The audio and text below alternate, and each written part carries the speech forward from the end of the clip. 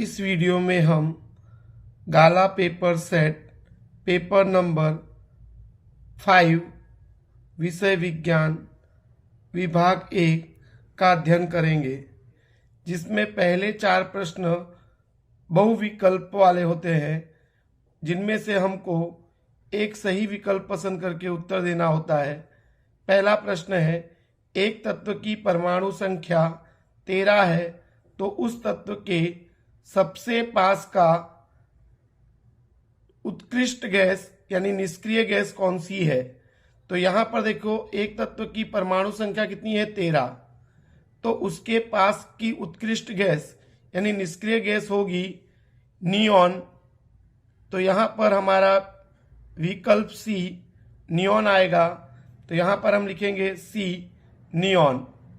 दूसरा प्रश्न है, माता के गर्भाशय की दीवार में से गर्भ को पोषण देने के लिए कौन सी रचना होती है। तो माता के गर्भाशय की दीवार में से गर्भ को पोषण देने के लिए जो रचना होती है उसको हम बोलते हैं प्लेसेंटा, अथवा उसे हम जरायु भी कहते हैं। तो यहां पर हमारा विकल्प आएगा सी प्लेसेंटा, अथवा उसको जरायु कहते हैं। तीसरा प्रश्न है, नीचे में से कौन सी युग्म यानी जोड़ी अंगों की है जो समजात अंग दर्शाती है। तो यहां पर हमारा बी विकल्प आएगा छिपकली के अग्र उपांग। तो छिपकली के अग्र उपांग और पक्षी का पंख, पक्षी का पंख। कारण कि समजात अंग यानी रचना उत्पत्ति समान हो, कार्य अलग अलग करते हो, तो उनको बोलते हैं समजात अंग। तो यहां पर हमारी समजात अंगों की जो जोड़ी है वो आएगा बी छिपकली के अग्र उपांग और पक्षी के पंख। चौथा प्रश्न है, सामान्य दृष्टि वाले वयस्क व्यक्ति के लिए स्पष्ट दृष्टि अंतर कितना होता है। तो यहां पर वयस्क व्यक्ति का स्पष्ट दृष्टि अंतर होता है 25 सेमी से अनंत दूरी तक की वस्तु को देख सकता है।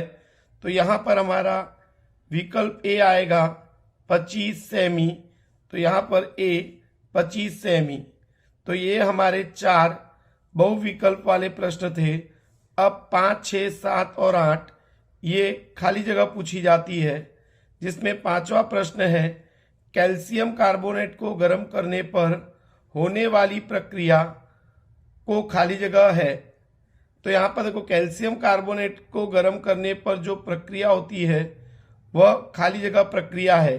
तो कैल्शियम कार्बोनेट को गर्म करते हैं तो कैल्शियम ऑक्साइड और कार्बन डाइऑक्साइड बनता है, तो वो वियोजन अभिक्रिया है।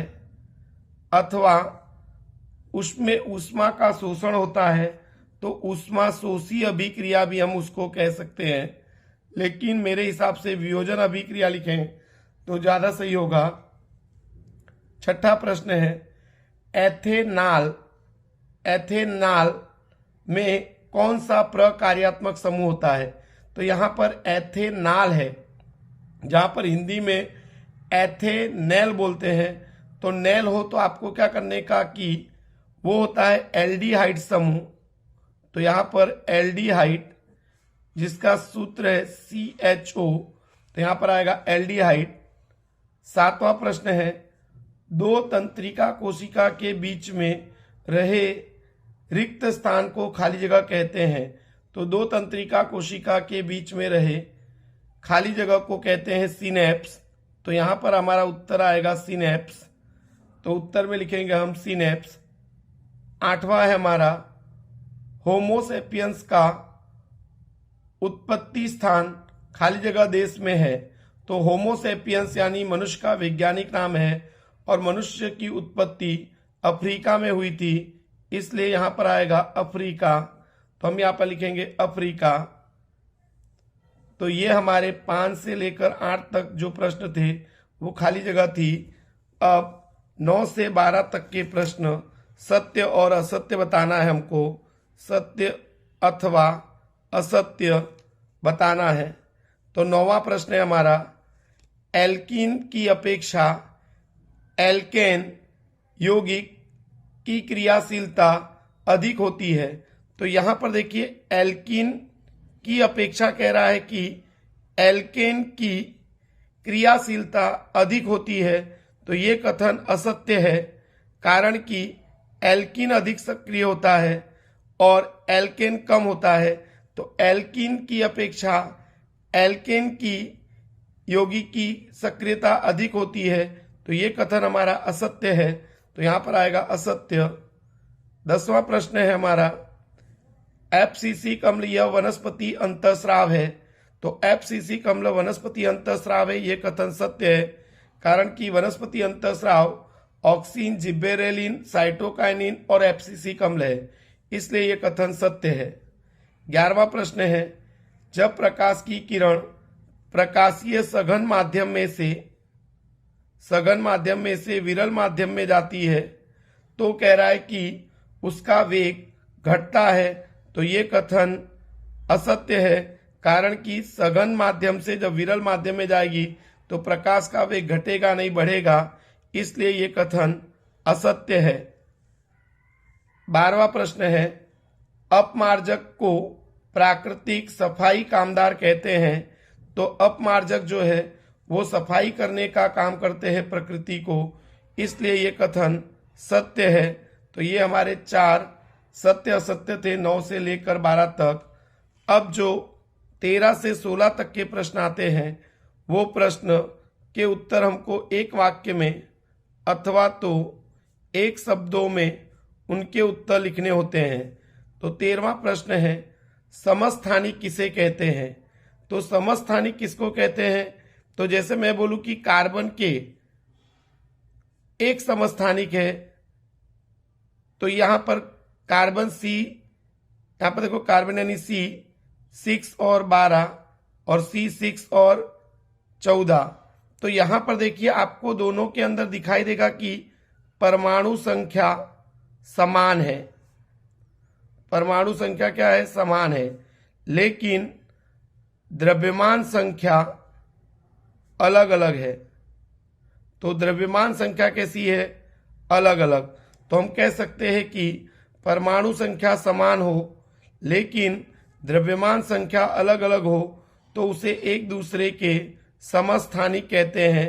तो यहां पर हम समस्थानिक की परिभाषा लिखनी थी, तो हम लिखेंगे कि परमाणु संख्या समान हो लेकिन द्रव्यमान संख्या अलग अलग हो, तो उसे एक दूसरे के समस्थानिक कहते हैं। 14वां प्रश्न है, चंद्र के पृथ्वी पर के गुरुत्वाकर्षण बल के कारण समुद्र में से किस प्रकार की सामुद्रिक ऊर्जा मिलती है। तो चंद्रमा के पृथ्वी पर के गुरुत्वाकर्षण बल के कारण समुद्र में से जो ऊर्जा मिलती है वो है ज्वारीय ऊर्जा।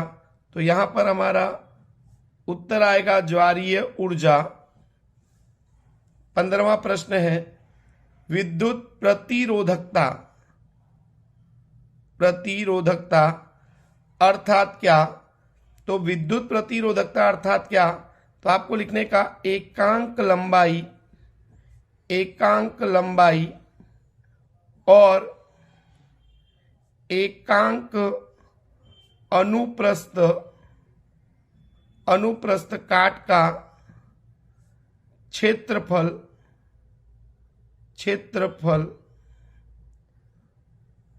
रखने वाले चालक के प्रतिरोध को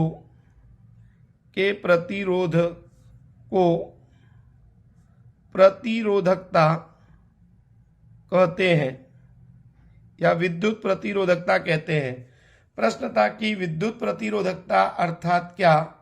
तो आपको लिखने का कि एकांक लंबाई और एकांक अनुप्रस्थ काट का क्षेत्रफल रखने वाले चालक के प्रतिरोध को प्रतिरोधकता कहते हैं। प्रश्न नंबर 16, मनुष्य की आंतों में किस प्रकार का जीवाणु पाया जाता है। तो मनुष्य की आंतों में कोलीफॉर्म नामक जीवाणु यानी बैक्टीरिया पाया जाता है। तो यहाँ पर आएगा मनुष्य की आंतों में किस प्रकार का जीवाणु पाया जाता है, यानी बैक्टीरिया पाया जाता है। तो उत्तर आएगा कॉलीफॉर्म। तो अगर मेरा ये वीडियो आपको पसंद आए तो ज़्यादा से ज़्यादा विद्यार्थियों को शेयर कीजिए और चैनल को सब्सक्राइब कीजिए और वीडियो को लाइक और कमेंट कीजिए। Thank you.